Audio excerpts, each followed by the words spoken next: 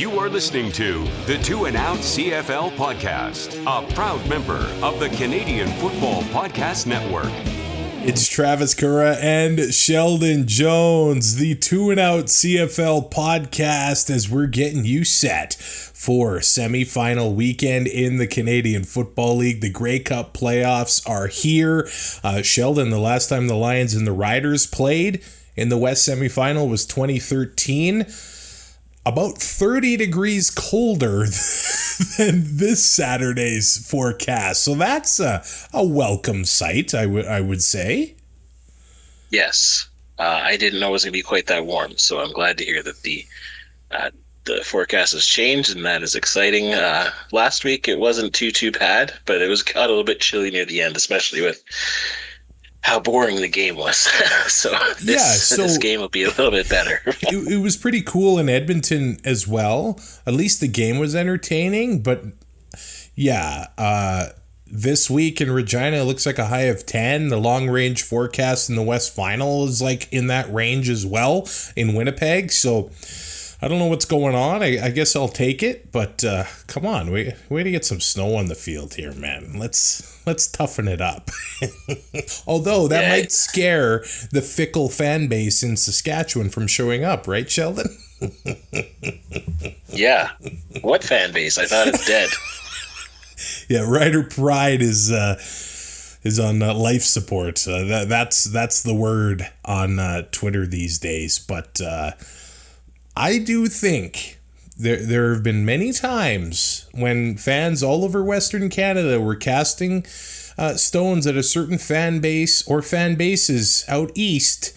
But now, look, money where your mouth is. We're always so quick to make fun of Toronto, but when it happens out west, there's always some sort of, real sort of excuse as to why we're not going to the games. Oh, my couch is too nice. I got the 65-inch TV, but let's crap on the people in Toronto. That's a little too easy. So I say some people got to eat some words, man. Yeah, that's fair. I think the main thing about people calling out Toronto is just the population base there. But yes, I completely understand, and it's just. This time of year, like, those excuses, as silly as they sound, they are valid. People can, if they don't have the money to spend, they can watch it at home on their 70-inch TV or their 50-inch TV nowadays. So it sucks, but even in 2013, there was only 33,000 or 30,000 at the game, and the stadium was expanded to sit like 44,000. So it's not a new thing. Semifinals don't sell great. The West Final Winnipeg is selling really good, so that's positive. And then whichever two of these teams goes there gets to play in front of a sold-out house.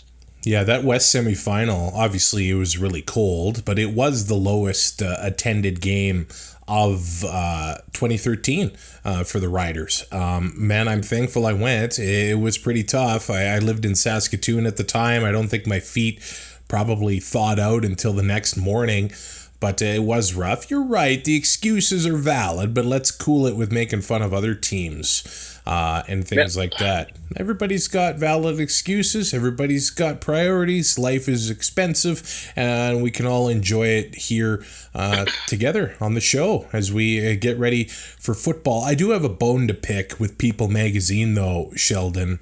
I don't know if you saw this. There's a sexiest podcast host list. I don't know if you can't tell, but I do put a lot of work in my appearance, and I'm not on this list. Instead, it is Jason and Travis Kelsey of the New Heights podcast. So well done to them for being named the sexiest podcast hosts out there, but I do think a slight overlook on their part, Sheldon. Yeah, like, look at this. You can't even fake it. I can't even fake it. No. There's probably other lists that we could make. I don't think Sexiest Podcast is one of them. But But I loved seeing Travis wearing that Zach Collaros jersey in the latest episode. That was pretty cool. I see a lot of people saying, come on, Travis has to get his girlfriend doing the Grey Cup in 2025. He has to, like... If that happened, that'd be wild. It's not going to happen, right. Unfortunately. Right. But it'd be wild. You're right. Yeah, it would be wild. Let's get to talking about some football news here. Off the field news in Alberta, especially in Edmonton, as they have named a new president and CEO. Interestingly enough, Sheldon, the headline on the Elks website says Grey Cup champion Chris Morris named EE president and CEO. Of course, he does have an illustrious playing career with the team, a Grey Cup champion in 93, 03, and 2005. One of the best O-linemen in Edmonton history. 14 years with the team. He's on the Wall of Honor, so a strong, rich history in Edmonton and in green and gold, because not only with the CFL team, but with the U Sports team at the U of A, the Golden Bears, where he has spent the last 12 years as head coach there. And for a long time, the Golden Bears were not a strong program in Canada West and U Sports, but over the last few years, they have certainly become contenders there. So Morris staying in Edmonton, just moving to a different green and gold with the currently Elks. But I see this as a pretty positive move by the team, and I think fans are gonna appreciate it. Yeah, I think when it comes to a president of a football team or sports team, going with a former fan favorite and a long time member of the team is always a good way to go. Especially he's been involved in football. It's not like somebody who retired and went off and did something else for 30 years and then becomes president. So I hope this is good. Hopefully they were just looking to save some letters in that link there, and they just forgot to put an L and a K. But we don't need to talk about that stuff anymore, I guess. Well, I don't think the discussion is over. It's not. It won't. At least I just have that hunch. Yeah. And hopefully it doesn't become a distraction Grey Cup week. Maybe this will just be a discussion point in the off season where dorks like us can fight about it again, like we have been for the last decade. But let's do that after the 111th Grey Cup. Now, what does this mean for the people currently in place in Edmonton? G. Roy Simon had some good words for Trey Ford. I don't know if he's trying to butter him up a little bit here, but he did say he sees Trey Ford as a Grey Cup winning quarterback in the CFL. But will G. Roy Simon be the guy? It does look like they're going to go through the whole process of finding a general manager in Edmonton, and G. Roy Simon is probably going to have to interview for the job that he wants, that he's already been doing. That's where we are right now. But there are some interesting candidates out there. Edmonton fans would probably like this as well, because Ed Hervey's contract with the Hamilton Tiger Cats is going to expire following the season. There's Ryan Rigmaiden. He's the director of U.S. scouting with the BC Lions, and I think Ted Govia out of Winnipeg as well. So there are some names there that are intriguing. Might be interviewing for this job in Edmonton, but it does appear they'll consider continuity. G. Roy Simon, the Elks, 7 wins this year. That's 3 more than both of the last years, but that 0-7 hole, they just couldn't get out of that hole. Do you see them making a change here, or how do you see this going?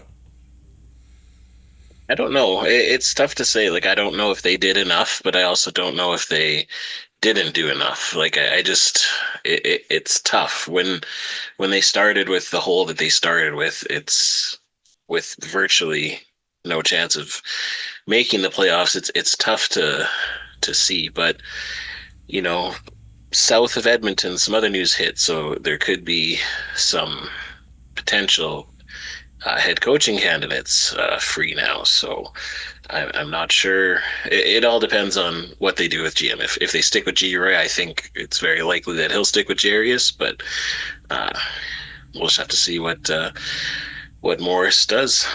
Yeah, the Calgary Stampeders parting ways with three coaches. That's Jawan Simpson, Stampeder legend on the field. He was a part of the coaching staff, but also defensive coordinator Brent Monson, who spent 16 years with the organization, and assistant head coach / special teams coordinator Mark Killam, who spent 2 decades with the Red and White. Now, Mark Killam was a University of Alberta Golden Bear. Would he want to return to Edmonton?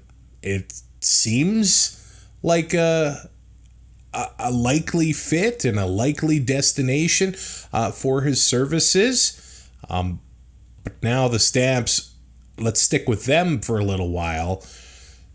Dave Dickinson remains the head coach and general manager. I see fans are quite upset at the coaches who got let go and the one that gets to stay and still make the decisions. However, I'm a bit surprised that the coaches that got let go.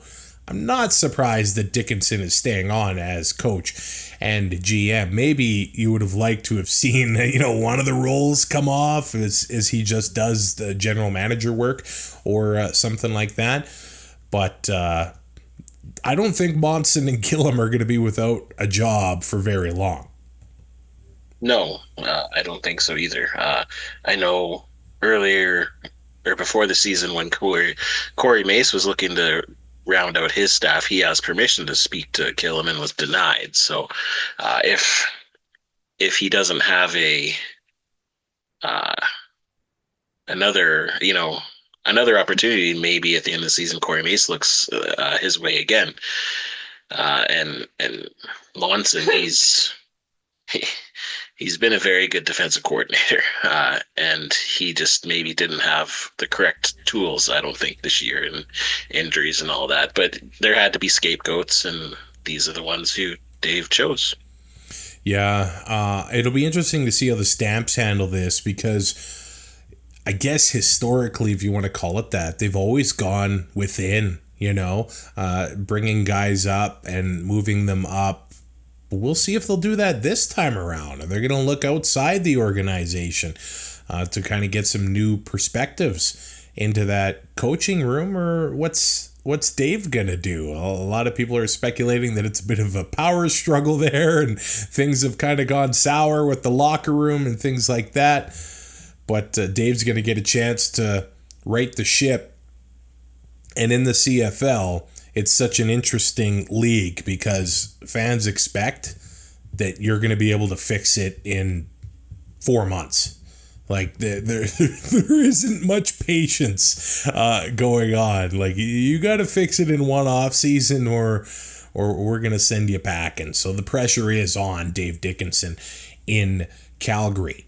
The All-CFL teams have been revealed in the CFL. Now, I don't exactly know the whole equation here, but they're selected by the national chapter of the Football Reporters of Canada, head coaches and fans who took part in the All-CFL fan vote,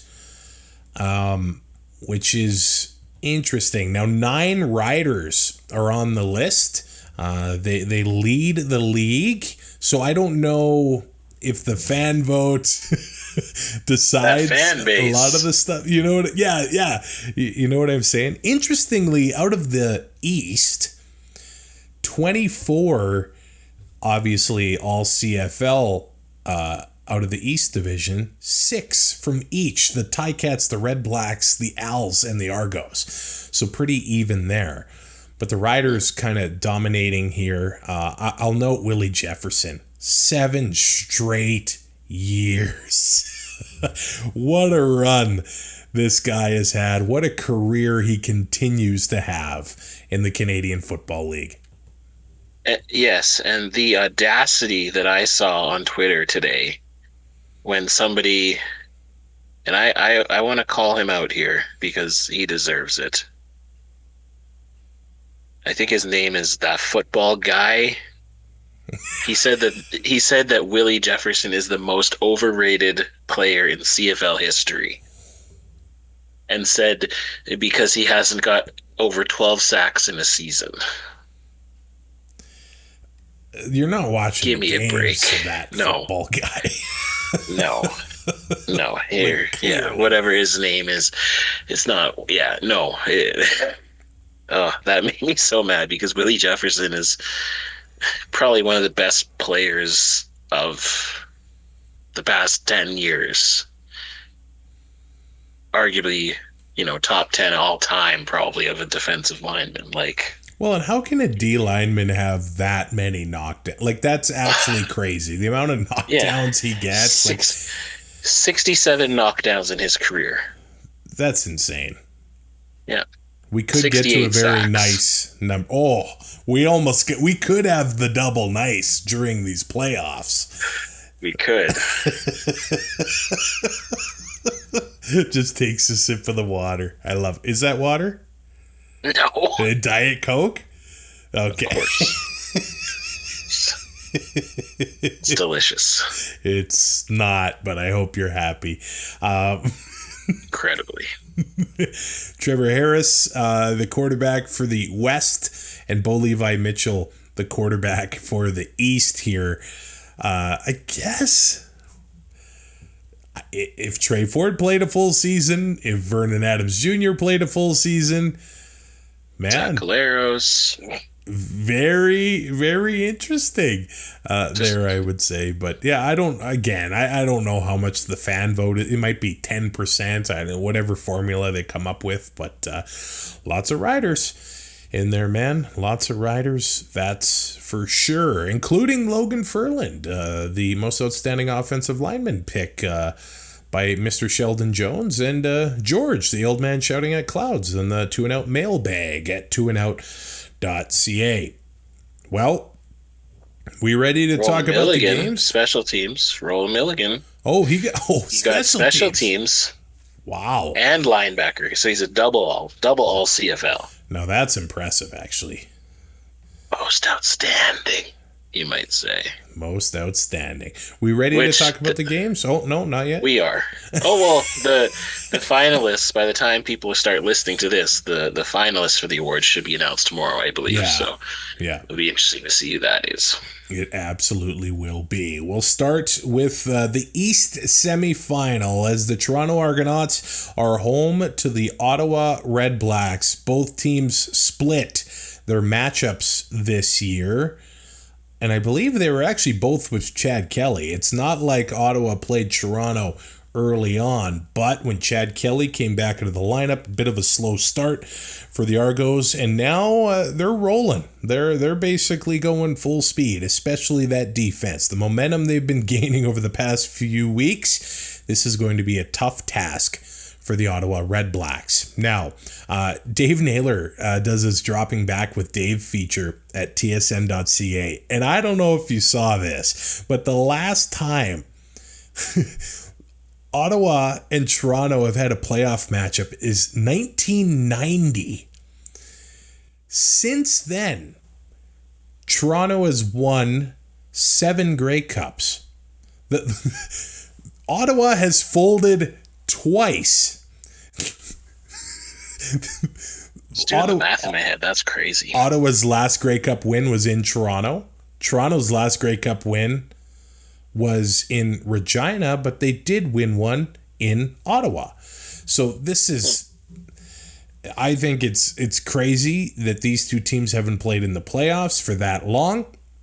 Actually, Toronto won in Ottawa in 2004 with the Tragedy Hit playing the halftime show and Pinball Clemens as the coach as well. So they've got intermingling histories a little bit, but not head to head, which in a league like this, I honestly don't know how it's possible, but there's still one Grey Cup matchup on the table that we have not seen ever in the 111-year history of the Grey Cup game, and that's Ottawa and BC.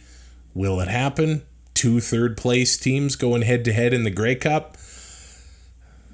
That seems like a long shot, but if you bet $1 on it, maybe you're going to win $50 or something like that. This year, long shots are probably a safe bet. Like, I guess long shots have been hitting a lot this year.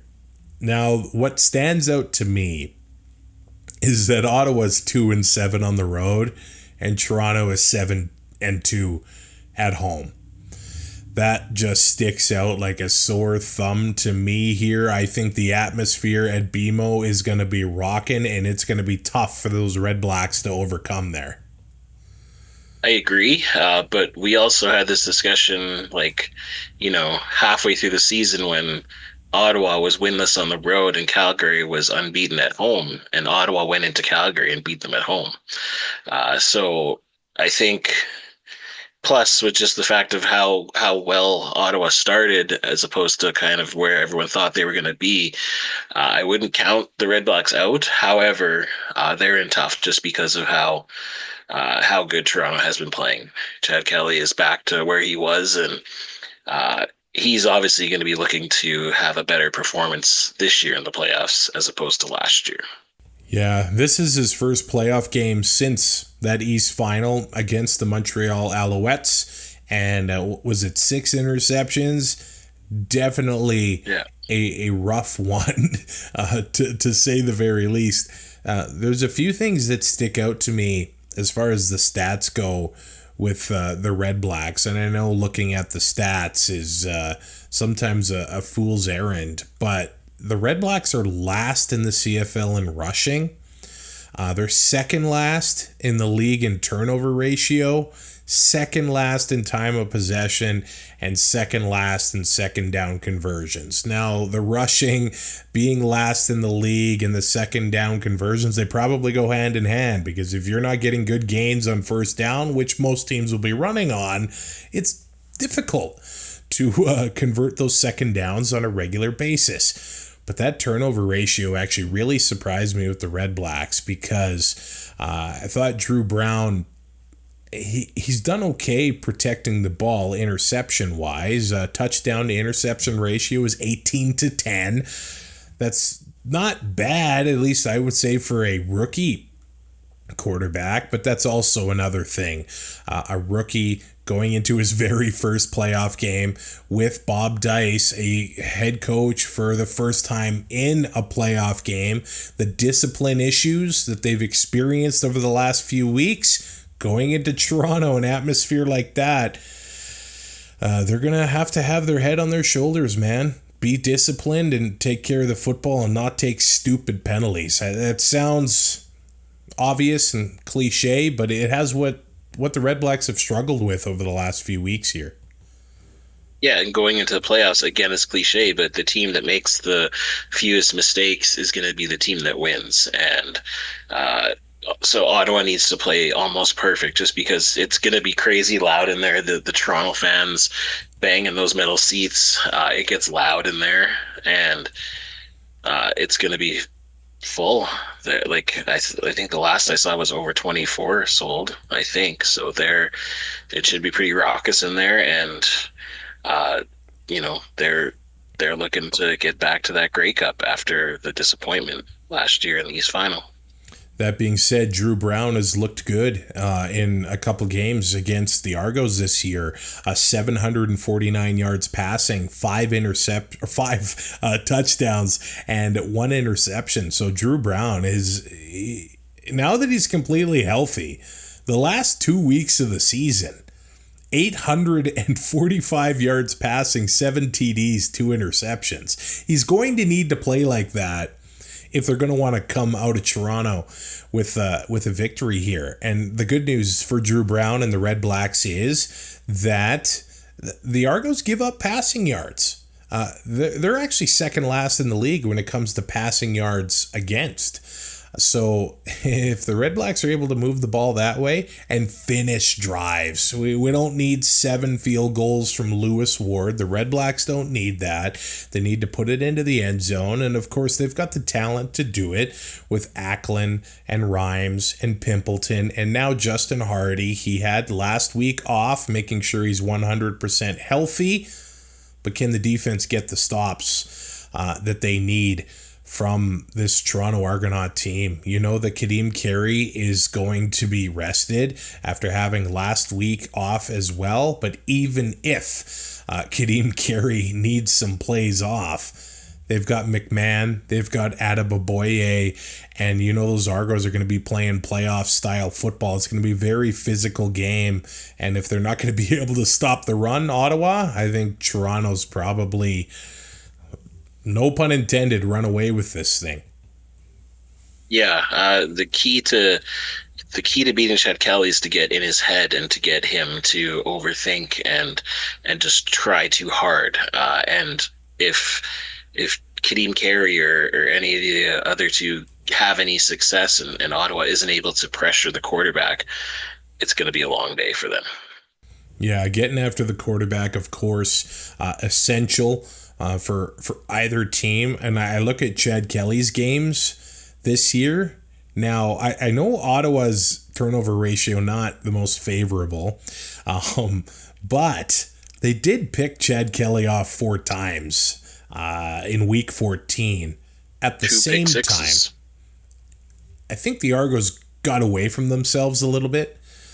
Chad Kelly had 56 pass attempts. Like, they're not going to do that this time around. Yeah. Like, I really don't think that they will.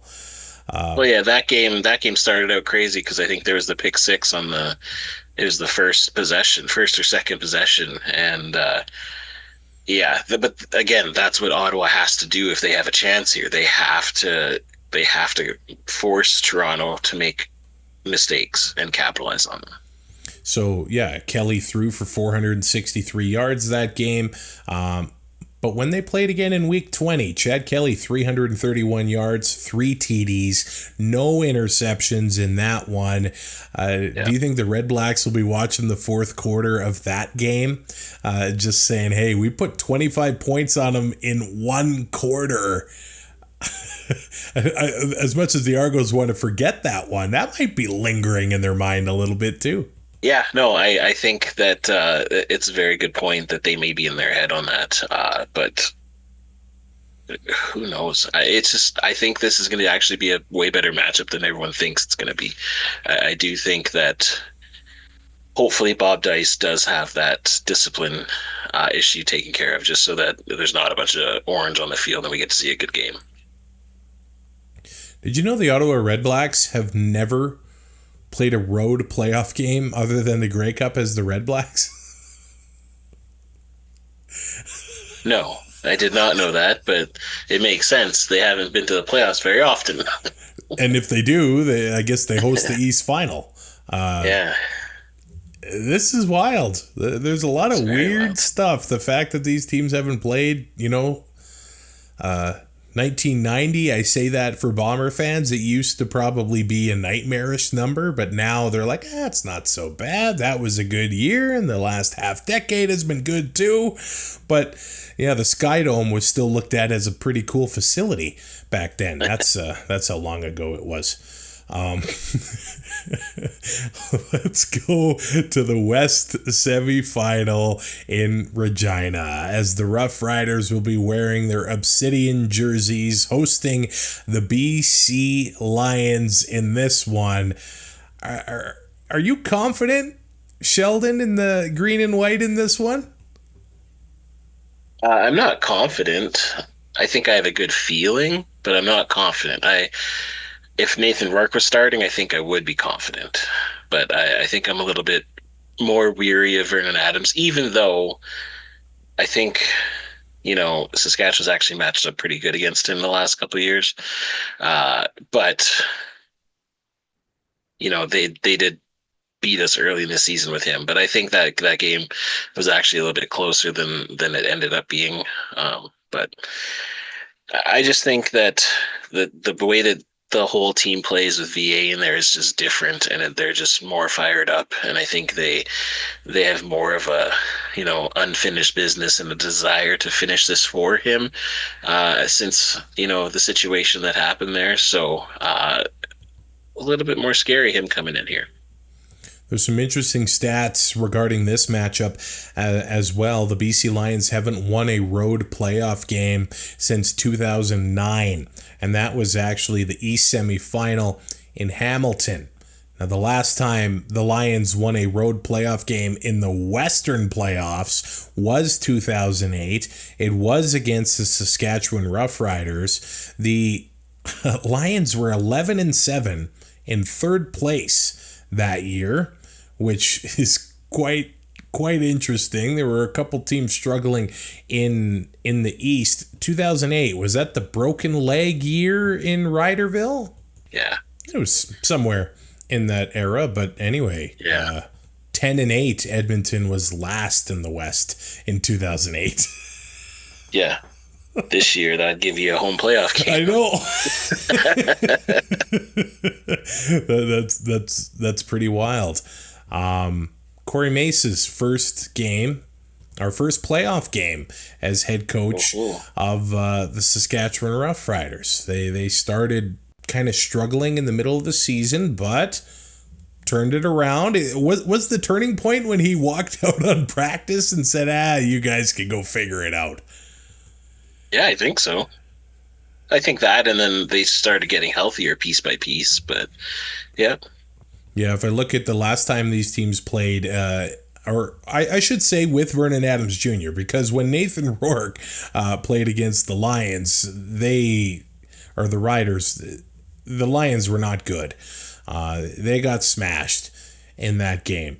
But when Vernon Adams Jr. was in Regina in July, he was 26 of 42, 451 yards passing, a touchdown, and actually 2 turnovers in that one. So they won that one pretty handily, but at that time, Vernon Adams Jr. was the shoe-in for MOP. The BC Lions were the Grey Cup favorites. Alexander Hollins was getting 200 yards. Justin McInnes is getting yards left and right. That was only 3 months ago. Times changed, apparently, with the seasons, man. Every team has gone through it. Yeah. It's the highs and the lows of this wonderful season. If I look at BC's away record, they're only 3-6 on the road this year. The Riders are 5-4 at Mosaic Stadium. And both teams are around 500 inside the division. So they're pretty evenly matched in many respects. They're 3rd and 4th in passing yards, 5th and 6th in rushing yards. Where a big difference is the Rough Rider rush defense versus the Lions rush defense. But the Riders rush yards so far this season are only 6th in the entire league. Can they get that rushing game going against the BC Lions? I think that's going to be a critical part of their game. Yeah, and judging by practice, it looks like Peter Godber will be ready to go on the line. So adding a Canadian back to the O-line potentially will be able to have both AJ Ouellette and Rock Armstead in there. So hopefully that is what happens, and we can have a little bit of thunder and lightning, and they can kind of confuse the BC Lions defense as to who's going to get the ball. The turnover ratio really jumps off the page for the Saskatchewan Roughriders, as they are far and away the best team when it comes to forcing turnovers and limiting turnovers. They're plus 26, and I actually think that's 16 ahead of the next team, and it's actually 32 ahead of the BC Lions, who are in 7th and minus 6 on the season with protecting the ball. If that Rider defense forces a turnover early, it might be a long day at the office for the team in orange. Yeah, well, and that's exactly what happened a few weeks ago when BC came to Saskatchewan. So, obviously, anytime in the playoffs, you need to have that hopeful early play that swings momentum into your way. And yeah, the Riders D have been ball hawks. So I wouldn't be surprised if something similar to that does happen. I just love how in the playoffs every yard matters, every single play matters in this one. And there are some things you can't measure. You brought it up. It seems like maybe those BC Lions, they want to play for VA. They believed it was his team. They were behind him as a leader and a quarterback. And if this is the fairy tale story he's going to tell, what a story it would be. If he could win 2 playoff games, one in Saskatchewan and one in Winnipeg, he deserves everything that's coming his way. But man, this challenge for the Lions, home field is so critical. It's a reason why teams in the playoffs want that home field advantage. Not only does it pad the pocketbook for the organization a little bit, but it certainly gives you a little bit of an advantage here. What weaknesses do you see in the Riders game over the last month or so? They've gotten some wins. They didn't play the starters against Calgary, but what do you think they need to shape up on for the playoffs? Certainly their defense, while probably one of the best in the league, it gives up a ton of yards, and mostly down the middle. So it seems like most of the other offensive coordinators have figured out Corey Mace's zone defense, and so I'm hoping that they can limit that a little bit, just because, especially in the playoffs when you have explosions. I was listening to the Waggle podcast, and Marshall Ferguson was on there talking about BC and Vernon Adams, especially. His average depth of target is like around 14 or 15 yards, which is by far the highest, and he's hitting those long explosion plays more often than not. So those things just are killers in the playoffs. So the Riders defense gives up more yards than I'd like. Typically they don't give as many touchdowns, so they kind of bend but don't break, but they do give up a lot of field goals. So limiting any points in the playoffs is key. Justin McInnes of the BC Lions in 2 games against the Roughriders this year, his former team, 20 catches, 362 yards. What a monster of a season he's had, of course, leading the entire CFL in receiving. On the other end, the Riders have had a pretty good Canadian receiver that has turned it on in the last month or so as well, in Sam MLS, who against the Lions has 14 catches and 255 yards in 2024 when these two teams go head to head.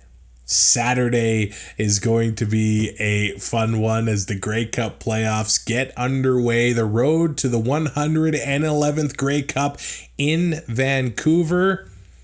I'll be in Regina. I'm looking forward to this one. I've had a few long drives home after playoff losses there, and we'll see what happens this time around. Who are you picking to win the game, Sheldon? Picking the Riders, but it's not as confident as I'd like to be. I'm picking the Riders as well, and I'm going to be picking the Argos. So where are you going in the East? Yeah, while I could see an upset, I'm not going to call it. So yeah, I'm picking the Argos as well. All right. Looking forward to seeing you on Saturday, my friend. I do want to... I wasn't going to do this, but I'm bringing your calendar, man. That's exciting. I should probably pay you for it, eh? I'm going to bring some extras to Regina as well. We're raising money for the Jasper Community Teams Society. All of the photos in this calendar taken in Jasper. This is one of mine. I don't want to show them all to you, but say hi to me in Regina if you want a calendar. I've only got 5 left, so we're at like $1,200 raised, man. I'm very, very proud of that. So if you do want a nature calendar, say hi to me in Regina. I'm Travis Currah, or actually on YouTube as well. I'll be in Vancouver, so if you want it there, I'll bring it to you there. You can rate, review, and subscribe to Two and Out on your favorite podcatcher. You can check out the YouTube channel. Subscribe there, leave a comment and a like. Who do you think's going to win the games? Are you a Stamps fan? Are you okay with Dave Dickinson sticking around? Or what do you think about the Chris Morris hire in Edmonton?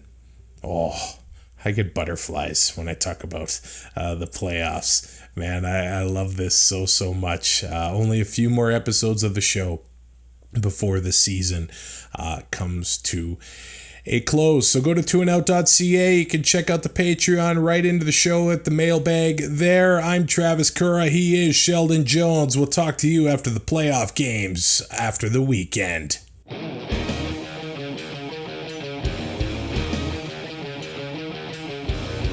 Thanks for listening. Find more great shows like this at CF Pod Network on Twitter.